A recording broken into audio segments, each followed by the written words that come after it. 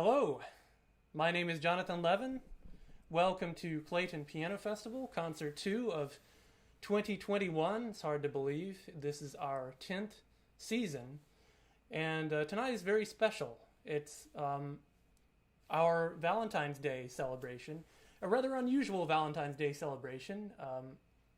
So whether you're hopelessly romantic or hopelessly married, or blissfully married or blissfully single, I welcome you to our special Valentine's Day online celebration.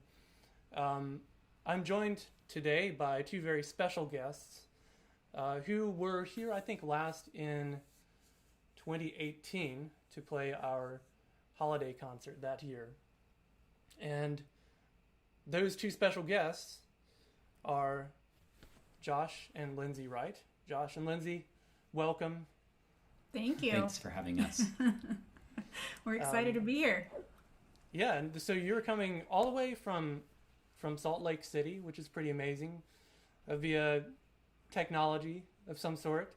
We were going to do this completely live with the performance and everything, but after some testing, it was a little bit too risky to try to get all that going. So you guys stayed up all night last night, recording and then editing and splicing and adding the different camera angles. So I'm really appreciative to you guys for doing all that work and doing such a marvelous job. I got to hear a little bit of it, but this is going to be a new performance for me to listen to as well. So really looking forward to it.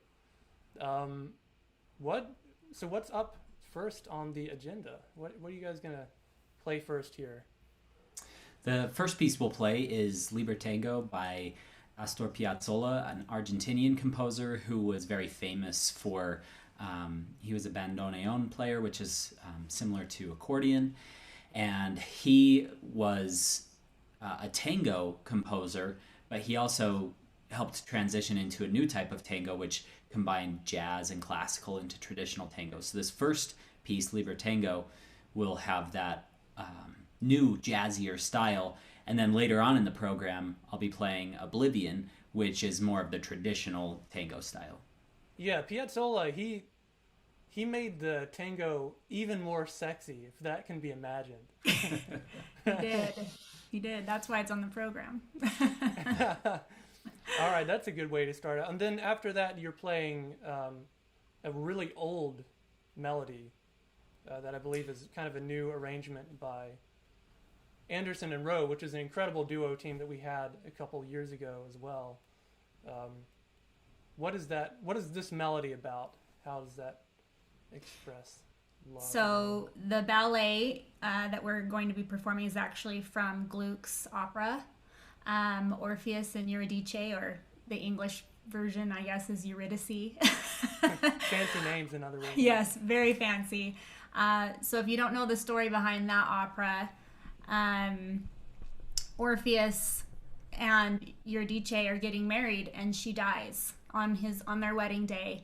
And Orpheus makes this huge journey into the underworld, and they say that she can come back with him on one condition, that he doesn't turn around and look at her as they're journeying their way through the underworld. And you guessed it, he does. He turns around out of anxiety and looks at her and watches her slip away for the second time. So it's quite tragic. And this ballet is actually in Act 2 when he goes through the Elysian Fields, which is this supposedly this beautiful resting place for the souls in Greek mythology.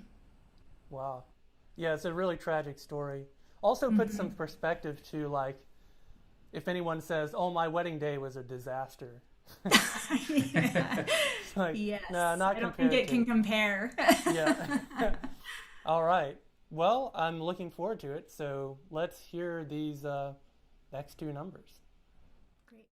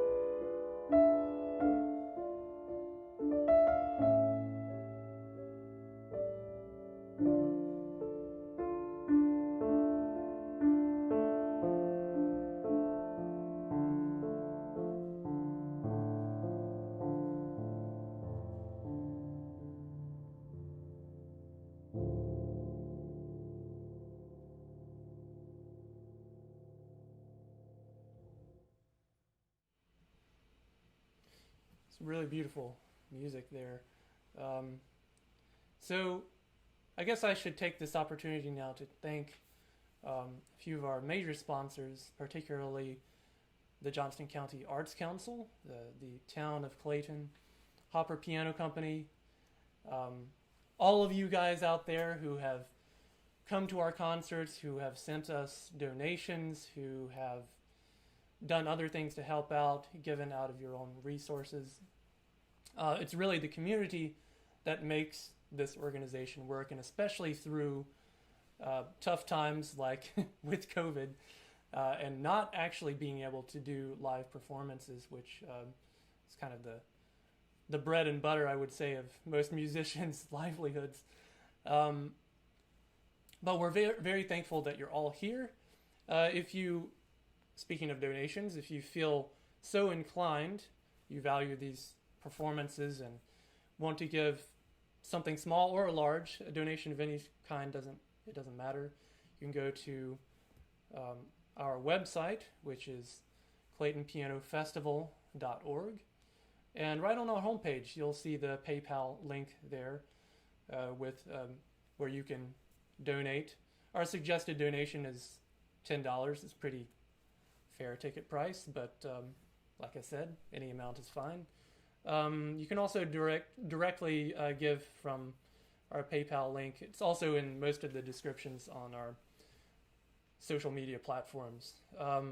So tonight, I guess you didn't know this, but you're also on a date with me because, and I know you're saying like, well, I'm already with someone. Well, it's too bad. We're going around Clayton, and we are going to see some possible places where we might go on our next date.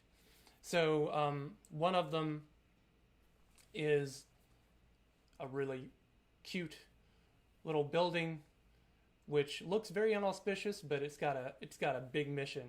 So I'm going to let Dee tell you a little bit more about that.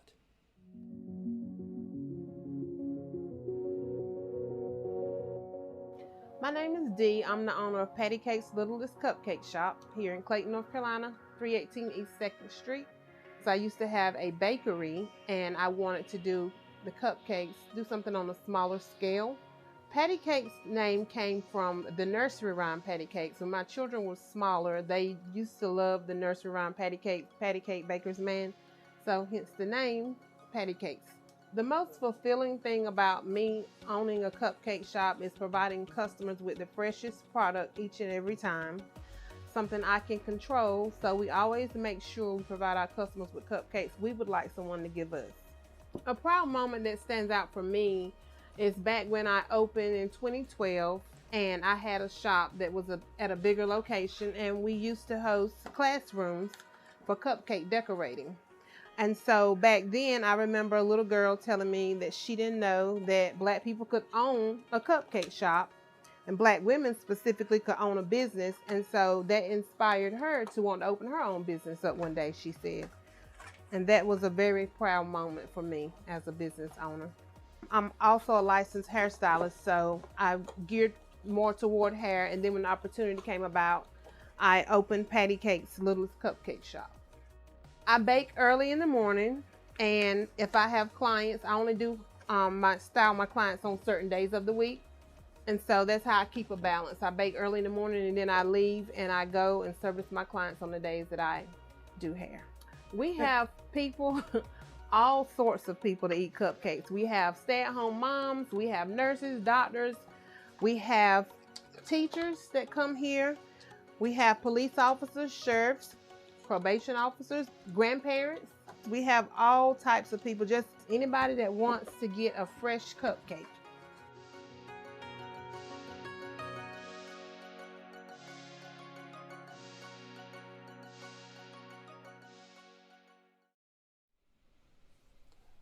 And I can say from personal experience, those key lime cupcakes, which you saw at the end, are very good.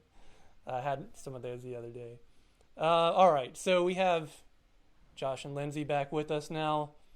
A little switching gears here to the Dolly suite. I don't know. I've heard this piece a couple times, I guess, but not recently, so it was nice to hear it again.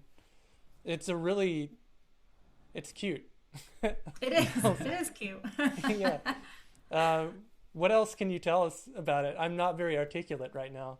So the Dolly Suite was written by Gabriel Fauré, and it actually derived its name from the daughter of his mistress. Oh. And her name was Helene Bardock, and they called her Dolly, right? That was her nickname. And a lot of these pieces, he wrote 6. There are 6 in the suite. We'll just play 2 today, but a lot of these pieces he wrote previously and would just kind of rename them for her. So when she was born, he, like number 1 that we're playing, he named Berceuse as kind of this lullaby for her. And then number 6 is the other one that we'll be playing, which is Le Pas Espagnol, and it's this little childlike Spanish dance that's really fun as well. And it's kind of interesting because he was composing this stuff in the 19th century at the same time that Debussy was doing his children's corner. Bartók was composing his For Children suite. So a lot of children's music coming, to fruition during that time. Yeah. Cool. And you got the Dvorak dance. Those are just so much fun. I mean, they are. Seem to transcend like any kind of cultural language. It's just, it's like dancing in the village. They're beautiful. They were actually composed around the same time as the Hungarian dances. Brahms Hungarian dances, which I'm sure a lot of people have heard. But I think these were Dvorak, some of his most memorable works were these Slavonic dances. They were all based off of folk tunes from his hometown in what used to be called Bohemia, which is now the Czech Republic. So you'll hear some really beautiful tunes and melodies in 72 number 2. And that was an exciting time when composers were starting to explore like the music of their native land, the folk music, and incorporate that into like a more organized classical style in order to kind of capture like, this is what my country sounds like, And so, it was a big deal. We'll see that more actually later on in the program with Chopin, but let's go ahead and listen to these. I'm looking forward to it.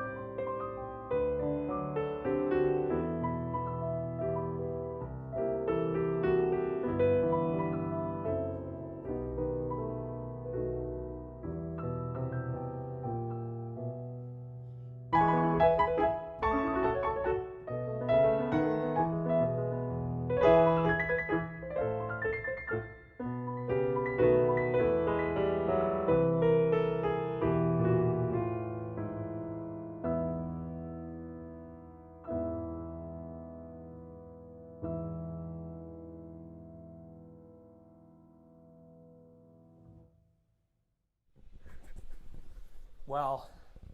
Great playing again. This concert is going great. It's almost like it's live or something. So next on our date that we're going on, we're going to go to the Clayton Steakhouse because, well, I don't know about you, but with my family, we eat there all the time, and it's really incredible food. Great people run it, so I was fortunate enough to sit down with Ryan and Bobby. Let's see what they have to say. I'm Bobby Buckler, and this is my husband, Ryan Rubright. We own the Clayton Steakhouse. We've owned the steakhouse for almost 4 years now. We're both backgrounds have parents-owned businesses. I ran my dad's bakery with him side by side for a number of years and always wanted to run my own. First and foremost, we want everybody to feel kind of like we're family. All our staff to us is family. So we want customers, new and old, to come in and feel like they're at home. It's very casual, very laid back. Yeah, they see our family running it as a whole. Our boys are in the kitchen now. I'm not cooking as much. So it's neat watching them cook, and when I am in the kitchen, have our guests come up to the window and talk to us through the window, which is really neat. Many of our customers know other customers, kind of has the Cheers feeling to it, where everybody knows everybody. I am a big fan of our salmon. I eat that a lot. We have a fresh, delicious, wonderful salad bar that I love, and I think we both eat it many times a week. The ribeye is my favorite. It has a nice marbling. You can sometimes cut it with just a fork. The meat's the way to go. We do have a special that I love too, the blue cheese crusted filet that we run typically on Saturday nights is really good. That's the filet with horseradish mashed potatoes and blue cheese topping. It's delicious. So my favorite part is the people, not only the staff that are like family to me, but also the regular customers that we see, getting the opportunity to meet new people that come in, which happens daily. The downtown Clayton experience. It's very different from when I started working here 11 years ago. It's growing. The Downtown Development Agency has done amazing things to grow the town of Clayton. You can come down and spend a whole night shopping, dining out, going to the local bars, and not even have to leave downtown Clayton. So yeah, we don't even have to leave downtown Clayton to have a nice date. So Josh and Lindsay, when you were here last time, we went to the Clayton Steakhouse. And Yes, we That was did. so good. And it was so good. yeah, and I think they didn't mention it on there, and I didn't get to film it because they didn't have them out. But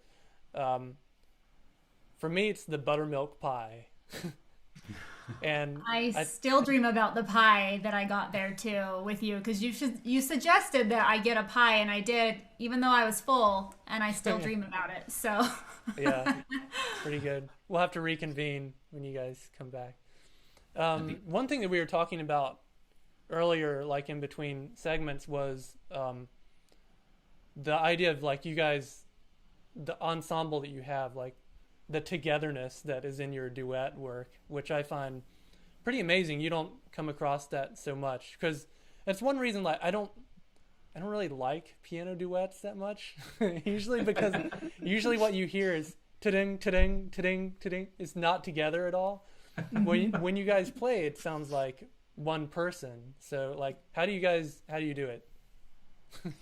That's been something we've worked on for a really long time. I think the fact that we both studied with the same teacher, so we kind of have this same sense of pushing and pulling with the music, that's really big. I've worked with other duet partners, and they have a totally different idea of where phrases should take time and slow, or speed up and slow down. So, and then just having the convenience of practicing with her all the time is great. And also, I think when you're emotionally connected with someone, that helps you be able to follow them, and you can kind of almost anticipate what they're about to do. And she's better at that than I am. She can read me exactly what I'm about to do. I'm not as talented as she is at doing that, but it's a lot of fun.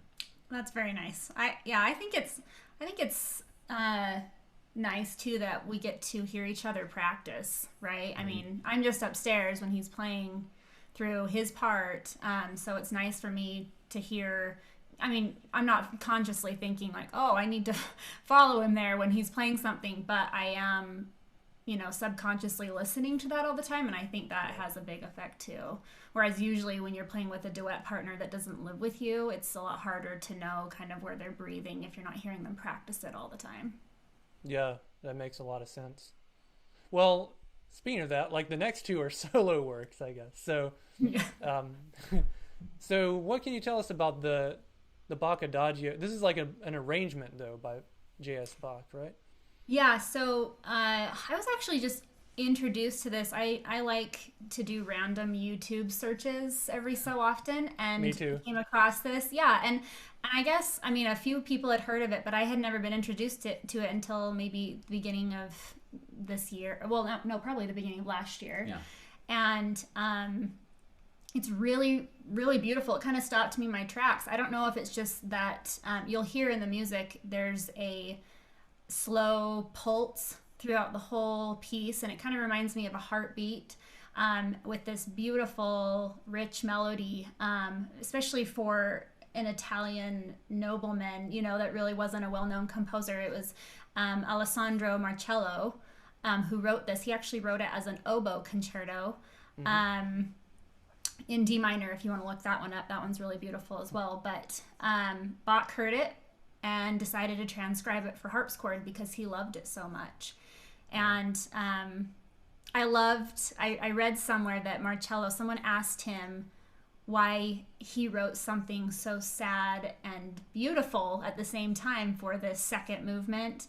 And he said, I imagine the day when my beloved Venice sinks into the sea, which I find very sad, but also he loves his homeland so much.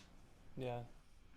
And Josh, so you're playing something that's makes a lot of sense to me, Oblivion, because I feel oblivious most of the time. Why is it called Oblivion? Do you know that? I looked up a few definitions. So oblivious usually means you don't know what's going on, but it can also be a type of pardon or amnesty, or evoking a great sense of sadness or longing. And so this is one of Lindsay's favorite pieces. And then the solo after that, the Lullaby in a Storm, transcribed by Volados, is something I play my daughter before bed each night. So these are my two Valentine's Day pieces for my two girls. Wow. All right, let's hear them.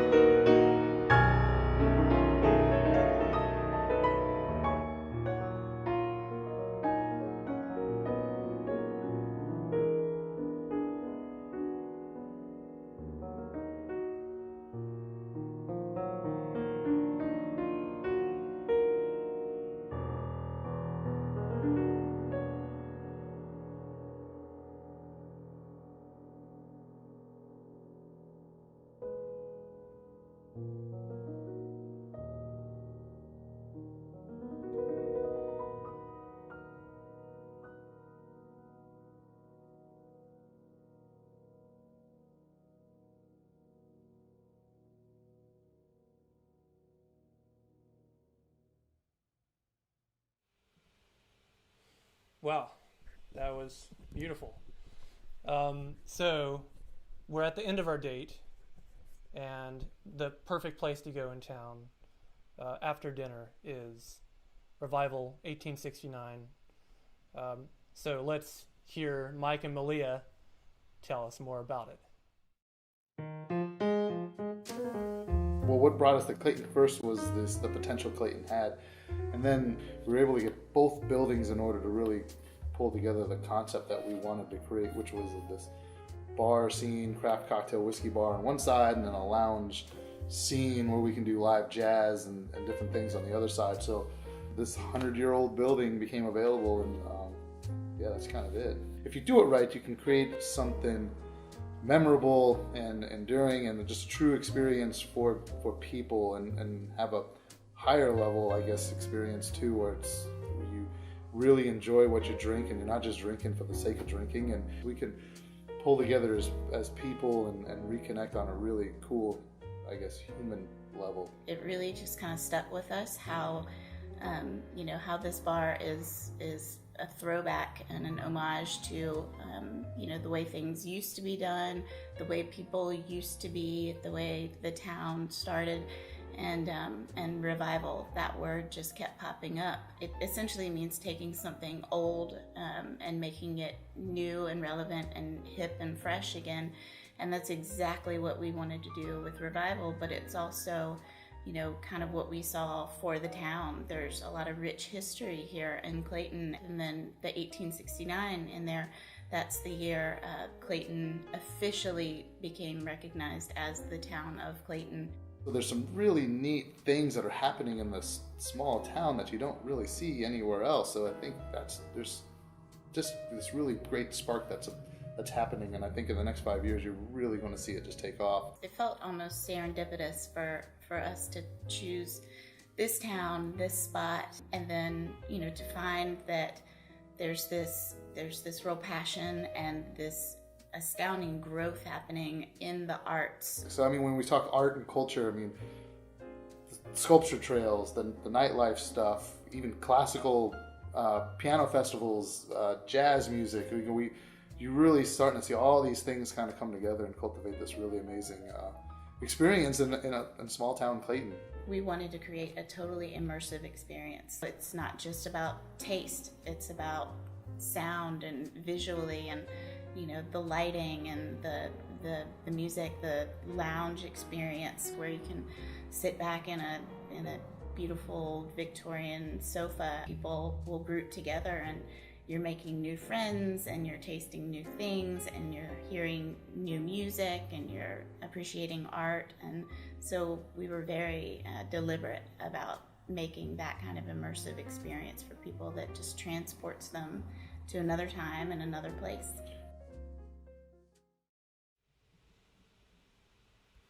Sounds great, doesn't it? Okay, so now we're kind of at the end of the evening, and this is, I think, the most special piece on this program. Chopin wrote this in 1830, I believe, when right before he left Poland for what he did not know would be the last time he would see his homeland. And so it's kind of a bittersweet piece, and you even you can hear that in the music. I don't know whether he had some kind of premonition about it, but before he left, I like to tell the story. Before he left Poland, his teacher there at the Warsaw Conservatory met him and wrote a cantata which was sung by a choir just for this occasion. And he gave Chopin this urn full of Polish earth with the admonition to always keep his homeland in his heart. And so Paris, of course, Chopin ended up going to Paris, and he fell in love with Paris, but his heart was always in his homeland. And this is actually a true story that it was Chopin's will when he died that he would be buried in Paris, but his heart was actually pickled in a jar of alcohol and brought back to Warsaw and encased inside a stone pillar in the Holy Cross Church there. So it was kind of a symbolic gesture, but rather big one. But yeah, this is a pretty amazing piece, this first piano concerto. I've never played this piece. What is your experience playing this, Josh? Yeah, this is one of my favorite pieces. It's something I've wanted to play for years and years. I've always played Concerto Number 2 from Chopin, but I wanted to learn Number 1. And at the beginning of the pandemic, I was like, hey, I'm going to sit down and actually learn this. And I performed it last September for the first time. Nice. But you learn so much. Like, a lot has changed in my playing of the piece even since then. So this is a piece that you can live with for years and years, just like the second one. It's kind of funny. He published Number 1 first, even though he wrote that second. Yep. And so I think this one's maybe a little bit more grandiose. I think the second concerto is a little bit more subtle and introspective, but this certainly doesn't lack introspection by any means. And this has easily become my probably my favorite piece, along with the ballades.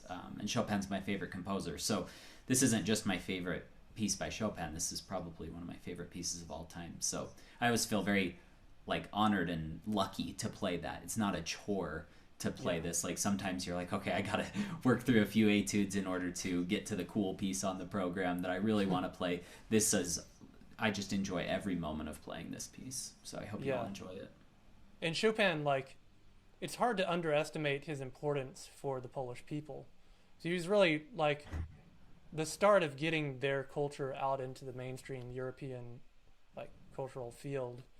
And that goes back to what I was saying about the mid-19th century rise of nationalistic composers trying to express music, express the art of their own countries. And you were actually in one of the biggest piano competitions in the world, the international Chopin competition, and we were talking about how nerve-wracking that was to play live, not only in front of a lot of people, but it was televised, right?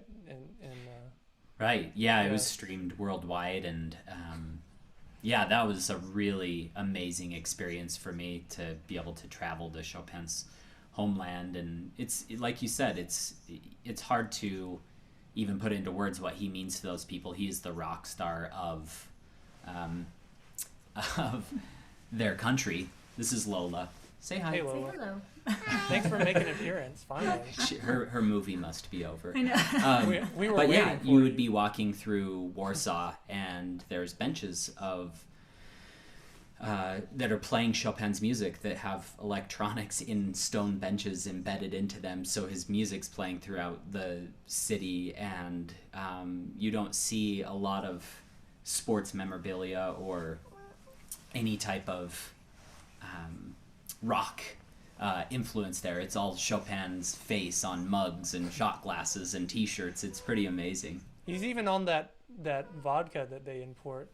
Right, yeah, the Chopin vodka. I hear it's good. I don't drink alcohol, but everyone says it's really good vodka. Yeah. All right, well, I can't wait any longer. So let's hear this is just the first movement of the Chopin Concerto in E minor, number 1.